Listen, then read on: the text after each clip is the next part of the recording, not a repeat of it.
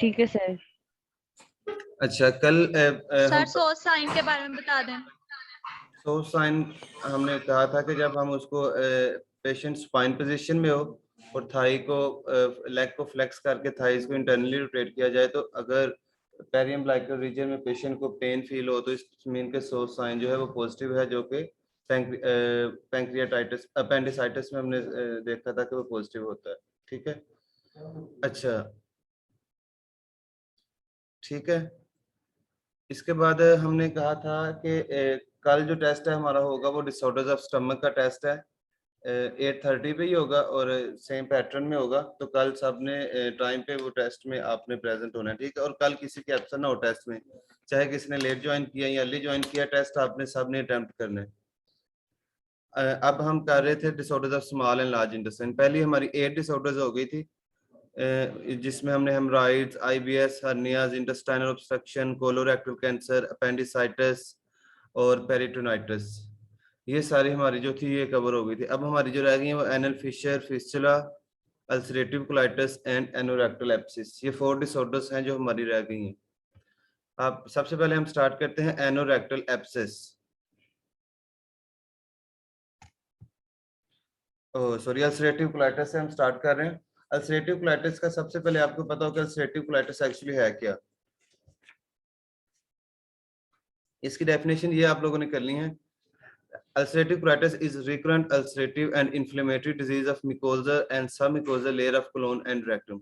यानी कि कोलोन और रेक्टम में मिकोजा और सब मिकोजा की लेयर में इसमें अल्सरेशन और इन्फ्लेमेशन हो तो उसको हम कहेंगे अल्सरेटिव कोलाइटिस। यानी कि नाम से आपने इसको याद करना है कि अल्सर इन कोलाइटिस, ठीक है। तो अगर आपके कोलोन और रेक्टम की मिकोजल एंड सब मिकोजल लेयर में इन्फ्लेमेशन या अल्सर अगर बन जाए तो उसको कहते हैं ulcerative colitis. It's a serious disease जिसमें सिस्टमिक कॉम्प्लिकेशंस भी हो सकती हैं और मोर्टेलिटी रेट इसमें बहुत ज्यादा होता है। It is characterized by multiple ulceration, diffuse inflammation, desquamation, or shedding of colonic epithelium with alteration period of exacerbation and remissions। बस आप लोगों ने यहाँ तक इसकी डेफिनेशन करनी है कि आपके ulceration and inflammation in mucosal and submucosal layer of the colon and rectum, ठीक है। इसमें डिफ्यूज इन्फ्लेमेशन हो सकती है, वो शेडिंग, डिसक्वेमेशन हो सकती है एपिथेलियम की, वो इसको आगे डिटेल में आप बता सकते हैं। ठीक है, डेफिनेशन क्लियर है, सबको पता चल गया कि अल्सरेटिव कोलाइटिस क्या होती है। Yes sir. ठीक है सर दोबारा बोल दें प्लीज। अल्सरेटिव कोलाइटिस की अभी हमने सिर्फ डेफिनेशन किया, ठीक है। इसमें आपने सिर्फ ये बताना है कि अल्सरेशन या इन्फ्लेमेशन इन मिकोजल और सब mucosal layer of colon and rectum, ठीक है। यानी कि कोलोन और रेक्टम की जो मिकोजा की या सब मिकोजा, इन दोनों में से किसी लेयर में अगर इन्फ्लेमेशन या अल्सरेशन होगी तो इसको कहेंगे अल्सरेटिव कोलाइटिस। अब इसमें एक्चुअली इन्फ्लेमेशन किस वजह से होती है, मेनली इसके रिस्क फैक्टर जो है वो एज में ये होता है कि बिफोर 30 ये ज्यादा होती है, और लेकिन किसी भी एज में ये हो सकती है। और इसके पास रेस और एथनिसिटी का ज्यादा वाइट्स में इसकी जो है वो इंसिडेंस ज्यादा है। और फैमिली हिस्ट्री अगर पॉजिटिव है तो फिर भी रिस्क फैक्टर ज्यादा होंगे। और आइसोट्रेटोनिन एक जो मेडिसिन है वो यूज होती है, वो स्केरिंग सिस्टिक एक्नी को ट्रीट करने के लिए। तो अगर ये मेडिसिन यूज करते हैं तो ये भी इसका एक रिस्क फैक्टर्स है, ठीक है। ये सिर्फ 4 इसके रिस्क फैक्टर्स हैं। एज, यंग एज में ज्यादा होगा, रेस और ethnicity, family history and isotretinoin. Types इसकी यहाँ से आपने नहीं करनी और बुक में भी नहीं है, ठीक है। इसकी टाइप्स नहीं आपने करनी, सिर्फ आपने इसके रिस्क फैक्टर्स, डेफिनेशन। अच्छा, अब क्लिनिकल मैनिफेस्टेशन। अब आपको डिजीज की समझ लग गया कि डिजीज क्या क्लिनिकल मैनिफेस्टेशन आपने उसको जहन में रख के अब याद करनी है। सबसे पहले डायरिया होगा, क्योंकि वहाँ इन्फ्लेमेशन है तो प्रॉपर वाटर अब्जॉर्प्शन जो है वो स्मॉल इंटेस्टाइन या लार्ज इंटेस्टाइन से नहीं हो रही सर होगी, तो जिसकी वजह से स्केरिंग सिस्टिक एक्नी क्या होता है? ये एक्नी है, एक्नी की डिसऑर्डर्स है कोई जिसमें ये यूज होता है, ठीक है। स्कार बन जाते हैं, ये स्मॉल सिस्ट बन जाते हैं, ठीक है। इचिंग टाइप, इचिंग से ये सिस्ट और स्कार्स बन जाते हैं बॉडी में, ठीक है। उसमें ये यूज आपने सिर्फ ये याद इसमें रखना है कि आइसोट्रेटोनिन है, ये इसका एक रिस्क फैक्टर है। अच्छा, क्लिनिकल मैनिफेस्टेशन में डायरिया होगा पेशेंट को, सबसे पहले जिसके साथ पैसेज ऑफ म्यूकस एंड पस, जिसके म्यूकस और पस भी एक्सक्रीट होगी डायरिया के साथ। लोअर क्वाड्रेंट एब्डोमिनल पेन होगी। इंटरमीडिएट टेनिसमस, ये हमने कल भी जिक्र किया था कि ये जो है ना इनकम्प्लीट एम्प्टिंग ऑफ बावल। इसके बाद रेक्टल ब्लीडिंग भी हो सकती है। ब्लीडिंग में भी माइल्ड, स्वेयर, पेलर, जिसकी वजह से पेलर, एनीमिया और फटीग हो सकती है। एनोरेक्सिया फिर स्टार्ट होगा, वेट लॉस, फीवर, वोमिटिंग, फिर dehydration, cramping and feeling of urgent need to defecate, hypocalcaemia, rebound tenderness, lower quadrant pain और skin lesion, eye lesions, joint abnormalities and liver disease. अच्छा, यहाँ से सबसे पहले आपने इस सिम्टम्स को सीक्वेंस वाइज याद रखना है, क्योंकि इन्फ्लेमेशन है तो उधर जो डायरिया वो इसलिए होगा क्योंकि वाटर प्रॉपर एब्जॉर्प्शन नहीं हो रही, पेरिस्टाल्टिक मूवमेंट डिस्टर्ब है, तो जिसकी वजह से पेशेंट को डायरिया होगा। और साथ में डायरिया के साथ क्योंकि म्यूकस की जो अल्सरेशन हुई है तो उसमें जो म्यूकस है वो थ्रू स्टूल एक्सक्रीट होगा, म्यूकस भी, और अगर पस फॉर्मेशन है तो पस भी। साथ में पेशेंट को एब्डोमिनल पेन डेफिनेटली होगी।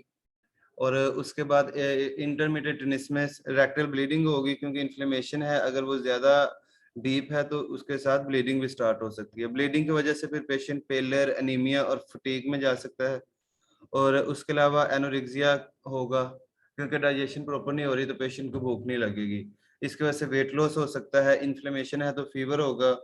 फिर वोमिटिंग हो सकती है, वोमिटिंग की वजह से फिर डिहाइड्रेशन, क्रैम्प हो सकते हैं, feeling and urgent need to defecate यानी कि अर्जेंसी, और कैल्शियम लॉस हो सकता है, हाइपोकैल्सीमिया, और रीबाउंड टेंडरनेस इन राइलोर कोऑर्डिनेट और स्किन लीजन, आई लीजन्स वगैरह हो सकती हैं। ठीक है, साइन एंड सिम्टम्स सबको क्लियर है? जी सर। सर। यस कोई रिपीट करेगा एक दफा सबके लिए? सर मैं करूं? जी करें। सर सबसे पहले जो है ना डायरिया होगा, क्योंकि वो जो है इन्फ्लेमेशन है और वो जो है ना अब्जॉर्प्शन प्रॉपर्ली नहीं हो रही तो डायरिया होगा। उसके बाद क्या होगा कि आपकी जो है ना पैसेज ऑफ म्यूकस जो है ना वो जो है ना वो म्यूकस और पास जो है वो उसके पैसेज में आएगी। उसके बाद जो है ना वो क्या होगा, इन्फ्लेमेशन के बाद जो है ना वो लेफ्ट लो क्वाड्रेंट में एब्डोमिनल पेन होगी। ठीक है, वेरी उसके गुड। बाद जो है ना क्या होगा कि उसके बाद ब्लीडिंग स्टार्ट होगी। ब्लीडिंग में जो है ना क्या होगा, ब्लीडिंग की वजह से आपको पेलर हो सकती है, फिटेग हो सकती है, उसके अलावा एनीमिया हो सकता है। उसके बाद इन्फ्लेमेशन है, इन्फ्लेमेशन की वजह से फीवर भी होगा, ठीक है, डिहाइड्रेशन होगी, फिटेग होगी और आपको टेंडरनेस होगी, मतलब रिबाउंड टेंडरनेस के जो टच करने ठीक, से पेन जो है वो ज्यादा होती है। उसके अलावा लेजन्स होंगी, स्किन लेजन्स हो सकती हैं, आई लेजन्स हो सकती हैं, ये सारा जो है ना इसमें ठीक है, आता है। Very good. अच्छा, बस एक चीज आपने मिस्टेक किया, रीबाउंड टेंडरनेस। रीबाउंड टेंडरनेस क्या होती है? मैंने कल भी आपको बताया था। सर हमने बताया था टेंडरनेस जो होती है वो आपको जब टच करती हो तो वो ज्यादा फील होती है, मतलब पेन फील होती ऐसा है। बताया था। टेंडरनेस होती है कि जब पेन। पेन होती है ऑन टचिंग, लेकिन रीबाउंड टेंडरनेस होती है जब प्रेशर किसी पार्ट से रिलीव किया जाता है, तो आफ्टर दैट अगर पेन फील हो तो इसको कहेंगे रीबाउंड टेंडरनेस। निस्मस का मैंने बताया था कि ये इनकम्प्लीट इवैक्यूएशन ऑफ बॉवल। ठीक है। अच्छा, इसकी लैब टेस्ट में सबसे पहले वो साइन एंड सिम्टम देखेंगे कि पेशेंट टैकीकार्डिया है, टैकिपनिया है, हाइपोटेंशन है। फिर एब्डोमिनल एग्जामिनेशन में स्टूल एग्जामिनेशन किया जाएगा, एब्डोमिनल एक्सरे और एक्सरे स्टडी जिसमें कंप्यूटर टोमोग्राफी, एमआरआई, फिर उसके बाद सिग्मोइडोस्कोपी या क्लोनोस्कोपी। ठीक है, और ब्लड स्टडीज। लैब्स का आप बस आप लोगों ने नाम के नहीं, इसमें आपको सिग्मोइडोस्कोपी, क्लोनोस्कोपी, जितने भी टेस्ट हैं इसमें एक जो है ना रेक्टम के थ्रू एक वायर जो है वो बॉडी में इंसर्ट की जाती है और इसकी जो पिक्चर्स है वो देखी जाती है स्क्रीन पे। ठीक है, बस इसमें आप लोगों ने इनको यहाँ तक आपने इनके सिर्फ नाम, सिग्मोइडोस्कोपी होगी, क्लोनोस्कोपी और abdominal x-rays, computer tomography, magnetic resonance imaging. अच्छा, उसके बाद है इसकी मेडिकल मैनेजमेंट। मेडिकल मैनेजमेंट में इसमें सबसे पहले आपने इन्फ्लेमेशन को रिलीव करना है, inappropriate immune response, providing rest for delayed disease bowel so that healing may take place, improving quality of life and preventing or minimizing complication। यानी कि इसमें सबसे पहले जो आप लोगों ने करना है वो एंटी इन्फ्लेमेटरी जो है वो यूज करनी है। ठीक है, इन्फ्लेमेशन को आपने रिड्यूस करना है। उसके अलावा एक्चुअली जो अल्सरेटिव कोलाइटिस है इसमें एक जो इम्यून सिस्टम है उसका बहुत मेन रोल होता है, यानी कि इम्यून सिस्टम हाइपर एक्टिव हो जाता है इन्फ्लेमेशन में। तो इसमें क्या किया जाता है कि ऐसी ड्रग्स दी जाती हैं जिससे इम्यून रिस्पॉन्स है उसको सप्रेस किया जा सके। और ये इन्होंने जनरल इसके गोल बताए हैं कि आपने क्वालिटी ऑफ लाइफ को इम्प्रूव करना है, मिनिमाइज करना है कॉम्प्लिकेशंस को, इसमें मेन जो आपने सबसे पहले नॉन सर्जिकल अगर इसको ट्रीट किया जाएगा जिसमें इन्फ्लेमेशन वगैरह को लीव किया जाएगा। अगर इन्फ्लेमेशन से और नॉन सर्जिकल मैनेजमेंट से सुप्रेसिंग इम्यून रिस्पॉन्स से ये ठीक नहीं हो रही तो फिर सर्जरी की जाती है जिसमें स्ट्रक्चरोप्लास्टी की जाती है, लेप्रोस्कोपिक गाइडेड स्ट्रक्चर प्लास्टी। इसमें ये किया जाता है कि जो रेक्टम या क्लोन में स्ट्रक्चर्स बन गए हैं उनको डायलेट किया जाता है और उनको रिमूव कर दिया जाता है और जो पैसेज है उसको क्लियर किया जाता है। ठीक है, तो ये आप लोगों ने एक सर्जिकल प्रोसीजर है, इसका नाम याद रखना है। सबसे पहले आप लोगों ने नॉन सर्जिकल मैनेजमेंट करनी है जिसमें इन्फ्लेमेशन को कम करना है, इम्यून रिस्पॉन्स को सुप्रेस करना है ताकि जो डिजीज बॉवल है उसको रेस्ट प्रोवाइड की जाए और वो हील हो सके। क्वालिटी ऑफ लाइफ को इम्प्रूव करना है, कॉम्प्लिकेशंस को प्रिवेंट करना है। और अगर नॉन सर्जिकल से ट्रीट नहीं हो रहा तो फिर सर्जरी परफॉर्म करनी है जिसमें लेप्रोस्कोपिक गाइडेड स्ट्रक्चर प्लास्टिक की जाती है। असेसमेंट एक दफा सिर्फ आपने देखनी है। असेसमेंट में आपको पता है, अच्छा किसी दिन हम ना इसमें इंशाल्लाह पूरा लेक्चर करेंगे टाइम निकाल के ना, ये assessment, diagnose, planning, implementation, evaluation में कि आप लोगों ने ये सारा चीजें किस तरह माइंड में रखनी है। लेकिन इसमें जो मेन चीज आपको आती है पेपर में के लिए वो आपको आते हैं nursing diagnose and nursing interventions. Assessment और प्लानिंग और एवेलुएशन ये आप एक दफा देख लीजिए करिएगा, लेकिन ये पेपर में नहीं आते, लेकिन इसको हम एक दफा डिस्कस करेंगे। वैसे तो F1 का ये टॉपिक था तो एक दफा फिर भी हम इनको डिटेल में डिस्कस करेंगे कि आपने डायग्नोस कैसे बनाने हैं, असेसमेंट में क्या चीजें देखनी है, डाटा कौन सा है, किस तरह। ठीक है, तो इसके बाद डायग्नोस में इसमें क्या बन सकता है, जो acute pain, deficient fluid volume, imbalance nutrition, ये तीन इसके मेन डायग्नोस हैं जो कि हमने जीआईटी में हर डिसऑर्डर्स में ऑलमोस्ट यही किए हैं। और नर्सिंग इंटरवेंशन में आपने करना है नॉर्मल एलिमिनेशन पैटर्न को मेंटेन करना है, पेन को रिलीव करना है, फ्लूइड इनटेक जो है उसको मेंटेन रखना है, ऑप्टिमल न्यूट्रिशन, और ये 4 इसके मेन नर्सिंग इंटरवेंशन हैं। ठीक है, दोबारा मैं रिपीट कर रहा हूँ, अगर किसी को समझ नहीं लगी तो आप लोग पूछ लेना। अल्सरेटिव कोलाइटिस क्या है? सबसे पहले अल्सरेटिव कोलाइटिस क्या है कि जो क्लोन है या रेक्टम है इसकी जो मिकोजल और सब मिकोजल लेयर है इसमें इन्फ्लेमेशन को हम कहते हैं अल्सरेटिव कोलाइटिस, यानी कि अल्सर इन कोलाइटिस। ठीक है, नाम से आप लोगों ने याद रखना है। इसके बाद इसके रिस्क फैक्टर में सबसे मेन है एज, यंगर एज में ज्यादा होगा, रेस और एथनिसिटी में इसमें इफेक्ट करती है, वाइट्स में ज्यादा होगा, फैमिली हिस्ट्री अगर पॉजिटिव है तो इसकी वजह से भी हो सकता है, और आइसोट्रिटोनिन अगर कोई यूज कर रहा है तो इस मेडिसिन की वजह से भी हो सकता है। उसके बाद टाइप नहीं करनी आप लोगों ने। क्लिनिकल मैनिफेस्टेशन में सबसे पहले जो है वो डायरिया होगा जिसके साथ म्यूकस और पस आ सकती है, एब्डोमिनल पेन होगी, रेक्टल ब्लीडिंग हो सकती है जिसकी वजह से पेशेंट पेलर, एनीमिया और फटीग होंगे, और फिर पेशेंट को anorexia, wait loss, fever, vomiting, dehydration और क्रैम्प्स वगैरह हो सकते हैं, और रीबाउंड टेंडरनेस होगी। ठीक है, ये साइन सिम्टम थे। मैनेजमेंट में असेसमेंट में आपने इसका एग्जामिनेशन करना है, स्टूल एग्जामिनेशन, एक्सरे स्टडीज करवानी है जिसमें एब्डोमिनल एक्सरे, सीटी और एमआरआई करवाने हैं, और इसके बाद सिग्माइडोस्कोपी एंड क्लोनोस्कोपी करवाएंगे। मेडिकल मैनेजमेंट में आपने इसको सबसे पहले इन्फ्लेमेशन को कम करना है, इम्यून रिस्पॉन्स को सुप्रेस करना है, और क्वालिटी ऑफ लाइफ को इम्प्रूव करना है, और कॉम्प्लिकेशन को प्रिवेंट करना है। अगर इससे ठीक नहीं हो रहा तो फिर सर्जिकली इसको लेप्रोस्कोपिक गाइडेड स्ट्रक्चर प्लास्टिक की जाती है। नर्सिंग डायग्नोस में acute pain, absent fluid volume और इम्बैलेंस न्यूट्रिशन हो सकते हैं। अगर आपको नर्सिंग इंटरवेंशन आएगी इसकी अल्सरेटिव कोलाइटिस की तो आपने इसमें 5 से 6 चीजें लिखनी है कि आपने एलिमिनेशन पैटर्न को मेंटेन करना है। नेम आपको आने चाहिए, डिटेल्स आप लोगों ने खुद से मतलब एक एक दो लाइन की लिखनी होती है, लेकिन इनकी हेडिंग्स आप लोगों को मस्ट आनी चाहिए। एलिमिनेशन पैटर्न मेंटेन करना है, पेन को रिलीव करना है, मेंटेनिंग फ्लूइड इनटेक करना है, और मेंटेनिंग ऑप्टिमल न्यूट्रिशन। अच्छा एक चीज है, अब नर्सिंग इंटरवेंशन आप डिजीजेस की देखेंगे ना, ऑलमोस्ट हर डिजीज में नर्सिंग इंटरवेंशन आएगी कि आपने जीआईटी की न्यूट्रिशन मेंटेन करनी है, फ्लूइड और इलेक्ट्रोलाइट मेंटेन करना है, पेशेंट को गाइड करना है, इनकी टीचिंग करनी है, पेन को रिलीव करना है। ये 5 से 6 आपके हर एक नर्सिंग इंटरवेंशन आएंगी। तो इनकी डिटेल्स इसमें ये है कि जब भी आपका आएगा कि आपने पेन को रिलीव करना है किसी भी डिजीज में, ऑलमोस्ट मोस्ट डिजीज में पेन होती है, तो एक नर्सिंग इंटरवेंशन सब में बनेगी कि आपने पेन को रिलीव करना है। तो इसकी आपने हर एक के आगे इसकी जो है ना एक्सप्लेनेशन नहीं करनी। पेन की एक्सप्लेनेशन हर कोई भी डिजीज है, मैनेजमेंट पेन की सेम ही होगी कि उसमें आप एनाल्जेसिक देंगे, सबसे पहले वो नॉन फार्माकोलॉजिकल पेन इंटरवेंशन देंगे, उससे ठीक नहीं हो रहा तो फार्माकोलॉजिकल देंगे जिसमें एनाल्जेसिक वगैरह देंगे, डिवाइजनल एक्टिविटीज या कोई हीट या कोल्ड एप्लीकेशन। ठीक है, तो अगर न्यूट्रिशन का अगर नर्सिंग मैनेजमेंट आ गई है कि नॉर्मल न्यूट्रिशन मेंटेन करनी है तो उसमें भी वो देंगे कि डाइट प्रॉपर देंगे। ठीक है, और जो अगर वो डाइट ओरली नहीं ले रहा तो उसको आईवी के थ्रू या उसको मेडिसिन के थ्रू जो है वो उसकी न्यूट्रिशन नीड्स पूरी की जाएगी इंटरनल या पेरेंटल न्यूट्रिशन के थ्रू। ठीक है, तो एक्सप्लेनेशन जो है वो सबकी सेम ही आएगी। आप लोगों को बस मेन पता हो कि मेन आप लोगों ने क्या याद करना है, और यूएचएस में भी आप लोगों ने टू द पॉइंट चीजें लिखनी है, इतनी डिटेल्स पैराग्राफ्स नहीं लिखने, सिर्फ मेंस आपने पॉइंट्स बना के और हेडिंग्स मेन मेन जो है वो आप लोगों ने लिखनी होती हैं। ठीक है, अल्सरेटिव कोलाइटिस क्लियर है सबको? Any question? Yes, sir. ठीक है, गुड। अच्छा, ये थी हमारी अल्सरेटिव कोलाइटिस। नेक्स्ट है अब हमारी जो है एनोरेक्टल एब्सिस।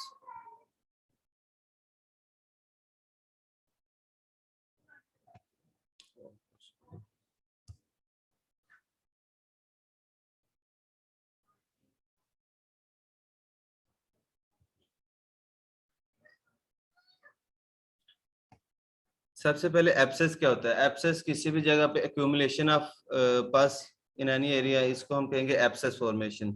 तो एनोरेक्टल एब्सिस में क्या होता है? इस collection of pus in area of anus और रेक्टम, यानी कि एनस एनोरेक्टल यानी कि एनस या रेक्टम में एब्सिस यानी कि कलेक्शन ऑफ पस, इसको हम कहेंगे एनोरेक्टल एब्सिस। आपकी जो डेफिनेशन है वो आपके डिजीज के नेम में दी होती है। अगर आपको उसका डिटेल में देखेंगे तो आपको जो डिजीज का नाम है वही आप लोगों की एक्चुअली डेफिनेशन होती है।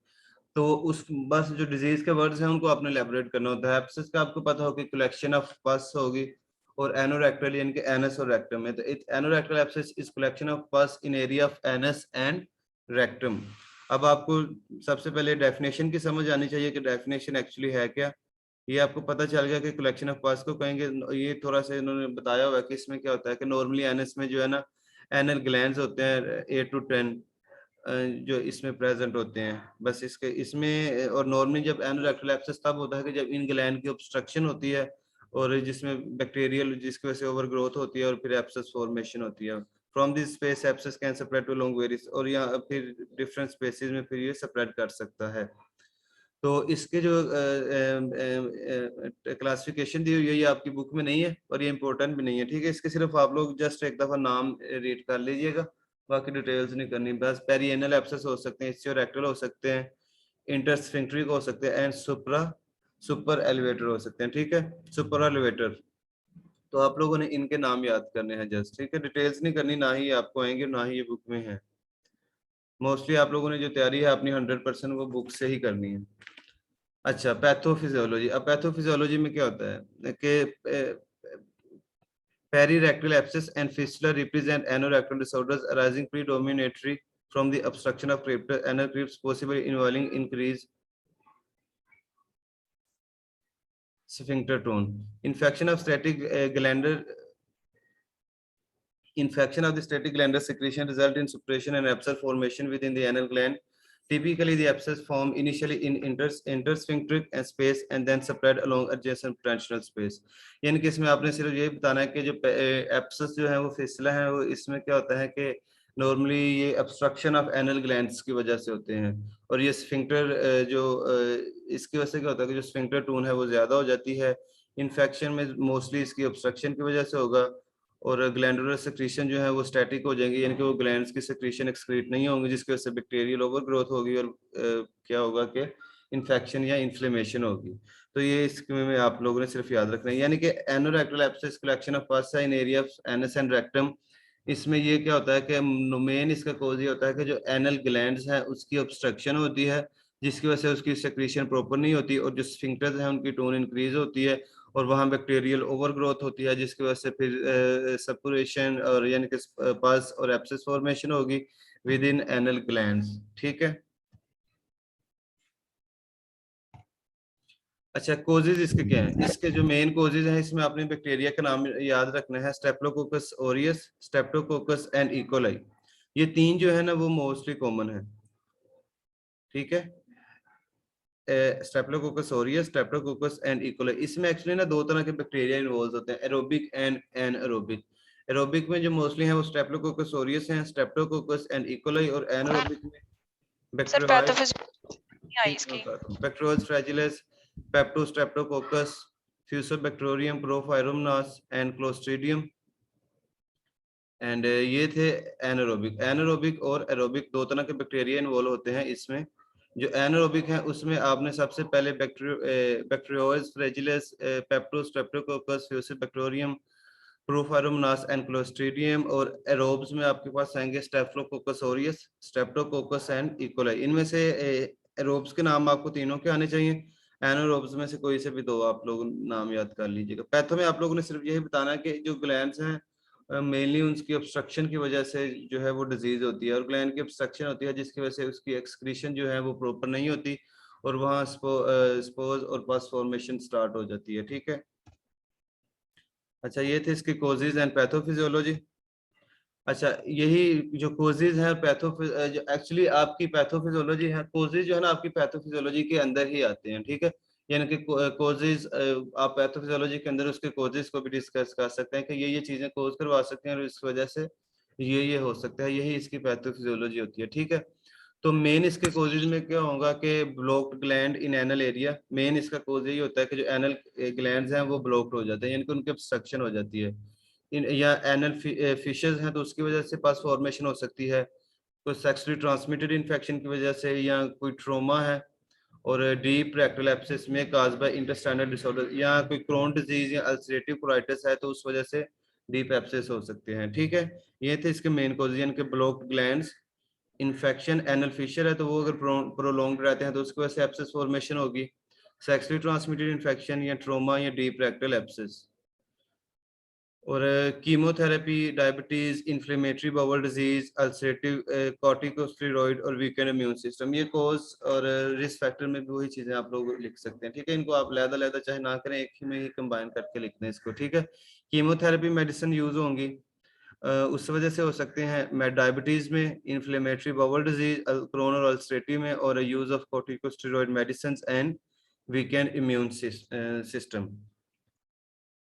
अच्छा, यहाँ तक हमने सबसे पहले डिजीज को समझ लिया कि क्या होगा कि जो हमारा एनस और रेक्टम एरिया में पस फॉर्मेशन हुई है ड्यू टू, वो हो सकती है ऑब्स्ट्रक्शन ऑफ एनल ग्लैंड, किसी ट्रोमा की वजह से, कोई सेक्सुअली ट्रांसमिटेड इन्फेक्शन या एनल फिशर्स, या कोई जीआईटी डिसऑर्डर्स हैं जिसमें अल्सरेटिव कोलाइटिस या क्रोन डिजीज की वजह से, तो उसमें क्या है कि एनल वो एब्सेस फॉर्मेशन होगी एनस और रेक्टम में। यहाँ तक हमने समझ लिया इसको। इसके बाद अब इस वजह से सिम्टम्स क्या होंगे पेशेंट को। सबसे पहले मोस्ट कॉमन सिम्टम है एब्सेस की वजह से वो होगी swelling and constant throbbing pain with swell may be severe with bowel movement and, यानी कि एक तो सबसे पहले स्वेलिंग होगी, उसके बाद जो है कांस्टेंट पेन होगी जो कि बाउल मूवमेंट, कफिंग और सिटिंग के साथ मजीद स्वेयर हो जाएगी जो पेन है। उसके बाद कॉन्स्टिपेशन हो सकती है, डिस्चार्ज ऑफ पस, fatigue, fever, night sweat, chills, redness, painful hardness tissue in area of anus और टेंडरनेस। ठीक है, ऑलमोस्ट सिम्टम्स सारी वही हैं जो एनएस और रेक्टल एरिया की हैं। मैंने आपको उस दिन भी बताया था कि आप लोगों ने जब हम एक पोर्शन स्टार्ट करते हैं, जब जैसे हमने अब स्मॉल और लार्ज इंटेस्टाइन स्टार्ट किया है, तो इसमें ऑलमोस्ट जितने भी हम डिसऑर्डर्स करते हैं, हर डिसऑर्डर की सिम्टम जो है वो 4 से 5 6 जो है वो सेम होती हैं, ऑलमोस्ट हर डिसऑर्डर्स की एक सिस्टम की। बाकी एक दो डिफरेंट होती हैं, वो हम लोगों ने करनी है। जैसे इसमें पेन का बताया है कि वो बहुत ज्यादा स्वेयर होती है और वो इंक्रीज होती है विद बाउल मूवमेंट और कफिंग और सिटिंग के साथ, ये डिफरेंट चीज है। और स्वेलिंग होगी, बाकी कॉन्स्टिपेशन, डिस्चार्ज ऑफ पस, fatigue, fever, night sweat, chills, redness, ठीक है, और टेंडरनेस, ये वही सिम्टम है जो हम ऑलरेडी दूसरी, जैसे पहले हमने अल्सरेटिव कोलाइटिस में देखा था तो उसमें भी ऑलमोस्ट यही सिम्टम्स थी। ठीक है, ये इसकी सिम्टम्स करनी है। एग्जाम्स में आपने वही rectal examination, sigmoidoscopy, CT scan और एमआरआई करवाने हैं। अच्छा, अब इसकी ट्रीटमेंट क्या है। यूजली जो है वो नॉर्मली ये ट्रीट होता है मेडिकल मैनेजमेंट से ही, जिसमें एंटीबायोटिक्स जो है ना, एंटीबायोटिक्स, एक सेकंड यहाँ पे वो हाइड हो जाता है। अच्छा, यूजली प्रॉब्लम जो है वो खुद ही रिजॉल्व हो जाता है आफ्टर फ्यू डेज, यानी कि जो पस फॉर्मेशन है वो डिक्रीज हो जाती है आफ्टर फ्यू डेज जब वो एरिया हील होता है। और एंटीबायोटिक्स यूज की जाती हैं, लेकिन एंटीबायोटिक्स अलोन ही, इसके साथ अगर सर्जरी भी मोस्टली फिर अगर करनी पड़ती है अगर ये लॉन्ग अरसे के लिए रहता है, जिसमें क्या किया जाता है कि पस को जो है वो ड्रेन किया जाता है, यानी कि पस में को जो है सर्जरिकली पस को रिमूव कर दिया जाता है एनस और रेक्टम से। और लोकली इसमें एनेस्थेटिक दिए जाते हैं, जिसके बाद पेशेंट को अगर लोकली से अगर ठीक पेशेंट की पेन रिलीव नहीं होती या अगर ज्यादा प्रोलॉन्ग प्रोसीजर है तो फिर जनरल एनेस्थीसिया भी दिया जाता है। अच्छा, सर्जरी मोस्टली ये आउट पेशेंट बेस पे होती है, यानी कि पेशेंट आता है थोड़े आउटडोर में चेकअप करवाने के लिए, उधर ही उसको ट्रेन किया जाता है, यानी कि मोस्टली सर्जरी का जो प्रोसीजर है वो 2 से 3 मिनट का होता है। तो वो एब्सेस को काट दिया जाता है और वो जो है वो ड्रेन हो जाता है। ठीक है, आफ्टर सर्जरी इसमें आपने बताना है कि इसमें वार्म और सिक्स बात देने हैं, पेन रिलीव करने के लिए एनाल्जेसिक्स, और यहाँ से वार्म सिक्स बात देने हैं। सबसे पहले जो वार्म बात का एक्चुअली इसका पर्पस ये होता है कि ये एक तो पेन को भी रिलीव करता है, स्वेलिंग को भी कम करता है, और एब्सेस इजियर टू ड्रेन, और इसकी वजह से एब्सेस जो है वो इजीली ड्रेन हो जाता है। उसके बाद नो इसके बाद स्टिचेस वगैरह की इसमें जरूरत नहीं होती है, और इसके साथ स्टूल सॉफ्टनर जो है वो भी दिए जाते हैं। अच्छा, एक दफा मैं आपको दोबारा इसकी मैनेजमेंट रिवाइज करता हूँ। सबसे पहले मैनेजमेंट में आप लोगों ने इसको ये करना है कि मोस्टली इसमें ये बताना है कि प्रॉब्लम जो है वो खुद ब खुद डिजोल्व हो जाता है विद इन फ्यू डेज, और अगर नहीं डिजोल्व हो रहा तो एंटीबायोटिक्स देती हैं, लेकिन एंटीबायोटिक्स अलोन इसमें हेल्पफुल नहीं होती। फिर उसके साथ सर्जरी की जाती है जो मोस्टली जो है वो आउट पेशेंट बेस होती है, जिसमें इसको लोकली ड्रेन किया जाता है और बॉडी से ड्रेन आउट हो जाता है बस। आफ्टर सर्जरी फिर पेशेंट को सिट्स बाथ का कहा जाता है इन वार्म वाटर, और इसमें क्या होता है कि इससे क्या है कि पेशेंट की पेन रिलीव होगी और स्वेलिंग भी कम होगी, और इसके बाद फिर स्टूल सॉफ्टनर दिए जाते हैं ताकि जो रेक्टल एरिया है उसमें मजीद जो है वो स्ट्रेचिंग ना हो। ठीक है, ये थी इसकी मैनेजमेंट। बाकी नर्सिंग डायग्नोस में इसमें मेनली जो है वो पेन आएगी। अच्छा, अब इसकी है नर्सिंग इंटरवेंशन। आप लोगों ने वही याद करनी है कि इसमें आपने पेशेंट को कहना है कि यूरिनेट, क्योंकि यूरिन को उसने ज्यादा देर रोकना नहीं है, क्योंकि इसका ये मेन कॉज होता है इन्फ्लेमेशन का, इन्फेक्शन का। तो यूरिनेट कर इनकरेज करना है, पेन क्लियर वाटर ड्रिंक करना है, और इसके बाद immediately following the procedure before patient enter the place, इसके बाद जो सर्जिकल एरिया उस पर ड्राई स्टीराइल ड्रेसिंग अप्लाई करनी है, और पेशेंट को टीच करना है अबाउट के उसने अपने एरिया को क्लीन रखना है, पेरिएनल एरिया को, और कॉन्स्टिपेशन को बताना है कि कॉन्स्टिपेशन को lead to straining that increase pressure. तो कॉन्स्टिपेशन में उन्होंने स्पेशली इस चीज का केयर करनी है, क्योंकि कॉन्स्टिपेशन की वजह से स्ट्रेनिंग हो सकती है, जिसकी वजह से इंसिडियंट साइड पे प्रेशर इंक्रीज होगा। और बस यही 2-4 इसके अपने मैनेजमेंट नर्सिंग में। अब मैं दोबारा एक दफा रिवाइज करता हूँ। एनोरेक्टल एब्सिस क्या होता है कि collection of pus in area of anus and rectum. Normally इसमें क्या होता है कि due to obstruction of anal glands होता है, जिसमें क्या होता है एनल ग्लैंड की ऑब्स्ट्रक्शन हो जाती है, और इस वजह से उसकी प्रॉपर ड्रेनेज नहीं होती है और बैक्टीरियल ओवर ग्रोथ होती है और उधर इन्फेक्शन हो जाता है। इसमें एरोबिक्स और एनारोबिक्स दोनों बैक्टीरिया इन्वॉल्व होते हैं, और इसके कॉजेज में उसके obstruction, infection, sexually transmitted infection, trauma या डीप रेक्टल अल्सरेटिव कोलाइटिस की वजह से हो सकता है। सिम्टम में उसमें पेन बहुत कांस्टेंट और थ्रोबिंग होगी जो कि इंक्रीज होगी बावल मूवमेंट, कफिंग और सिटिंग के साथ, और स्वेलिंग होगी, constipation, discharge of fast fatigue, fever और रेडनेस, टेंडरनेस हो सकते हैं। और डायग्नोस्टिक टेस्ट वही है, रेक्टल एग्जामिनेशन, सिग्माइडोस्कोपी, और जो है एक्सरे स्टडी जिसमें सीटी और एमआरआई करवाने हैं। ट्रीटमेंट में आपने बताना है कि एंटीबायोटिक्स भी दी जाती हैं, साथ में इसमें सर्जिकली इसको ड्रेन किया जाता है, उसके बाद सिट्स बाथ का कहा जाता है, और स्टूल सॉफ्टनर दिए जाते हैं। ठीक है, एनी क्वेश्चन? किसी का कोई क्वेश्चन एनोरेक्टल एब्सिस में? No sir. ठीक है, इकरा नियाज आप मुझे बताएं what is anorectal abscess?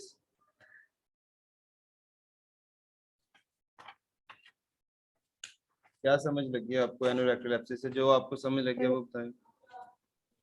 Collection of pus around the anus and the rectum is called the anorexis abscess. किस वजह से हो सकती है ये कलेक्शन ऑफ पस? सर ये ऑब्स्ट्रक्शन ऑफ द ग्लैंड होते हैं, वहाँ पे उनकी ऑब्स्ट्रक्शन हो जाती है, तो जिसकी वजह से कलेक्शन ऑफ पस होती है। वहाँ पे बैक्टीरिया होते हैं, एनारोबिक बैक्टीरिया और एरोबिक बैक्टीरिया होते हैं। एनारोबिक में आ जाते हैं ठीक है, नाम अभी रहने दें आप। और इनके अलावा और भी कोई कॉज हो सकते हैं? ऑब्स्ट्रक्शन एक ग्लैंड की हो गई, ठीक है, बैक्टीरिया हो गया, एरोबिक, एनारोबिक, और कुछ इसके अलावा? ठीक है, वेरी गुड, एटलीस्ट कुछ आपने सुना है। अच्छा, कनीज फातिमा आप बताएं इसके अलावा क्या कॉज हो सकते हैं एनोरेक्टल एब्सिस का? कनीज फातिमा। Yes sir.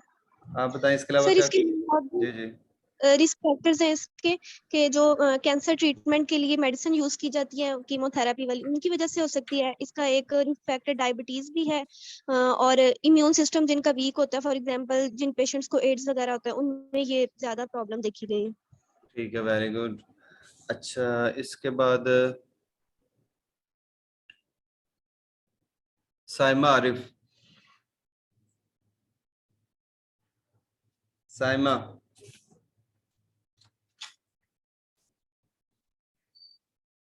साइमा रुबाब आप बता दें।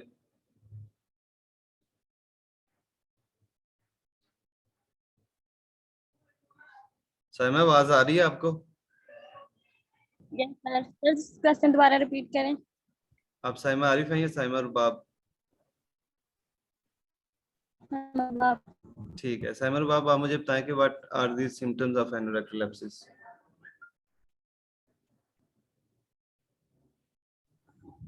सर स्वेलिंग ठीक है, और ब्लीडिंग हो सकती है, पस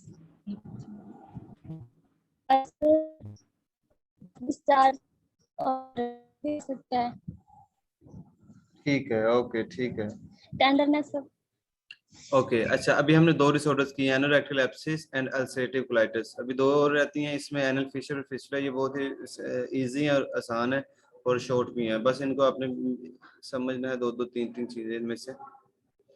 एनोरेक्टल फिशर्स, अच्छा, एनोरेक्टल एब्सिस, फिशर और फिस्टुला, ऑलमोस्ट इनकी सिम्टम्स वगैरह सेम हैं और कॉजेज भी काफी हद तक सेम है। इसमें एक दो दो चीजें डेफिनेशन डिफरेंस हैं और कुछ इसमें मेन चीजें हैं वो आप लोगों ने सिर्फ समझनी है। एनोरेक्टल एब्सिस में हमने देखा था कि वहाँ कलेक्शन ऑफ पस होगी, लेकिन जो एनोरेक्टल फिशर है, fissure it's mean it's a tear. anal fissure is a tear in the lining of lower rectum that cause pain during bowel movement। यानी कि किसी भी वजह से हम कॉजेज इसके डिस्कस करते हैं कि जो एनल एरिया है उसमें टीयर आएगा, ठीक है, उसको हम कहेंगे anal fissure. Fissure does not lead to fissure does not lead to more serious problem, यानी कि फिशर ज्यादातर सीरियस प्रॉब्लम की तरफ लीड नहीं करता। तो सबसे पहले इसमें एनल फिशर होता क्या है कि जो आपके लोअर रेक्टम है यानी कि एनल कैनाल है उसमें टीयर है, जिसकी वजह से क्या होगा कि पेन ड्यूरिंग बोवल मूवमेंट होगी, ठीक है। इसके बाद most anal fissure heal with home treatment after a few days और week called short term anal fissures। If you have anal fissure that has not after 8 to 12 weeks, it is considered as long term fissures। A chronic fissure में need में, अच्छा, mostly Fisher जो है ना वो खुद ब खुद हील हो जाते हैं after a few weeks, few days और इन अ वीक, तो इसको हम कहेंगे शॉर्ट टर्म फिशर।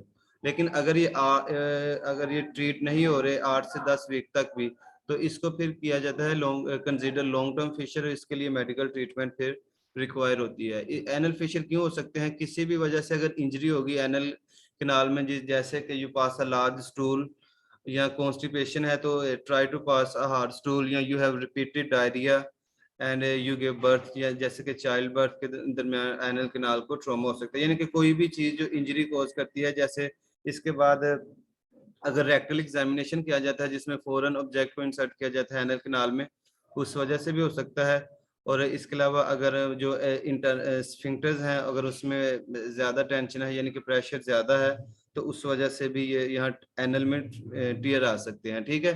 तो कोई भी चीज़ जो एनल में प्रेशर को इंक्रीज करती है वो इसका टीयर कॉज करवा सकती है, जैसे कि लार्ज स्टूल, कॉन्स्टिपेशन में, या रिपीटेड डायरिया, या ड्यूरिंग बर्थ, या कोई एक्सटर्नल ऑब्जेक्ट यानी जैसे रेक्टल एग्जामिनेशन करते हुए इंसर्ट किया जाता है तब, या इसके अलावा जो स्फिंक्टर्स हैं उसके दरमियान अगर ज़्यादा टेंशन है, ठीक है। तो ये सारी चीज़ें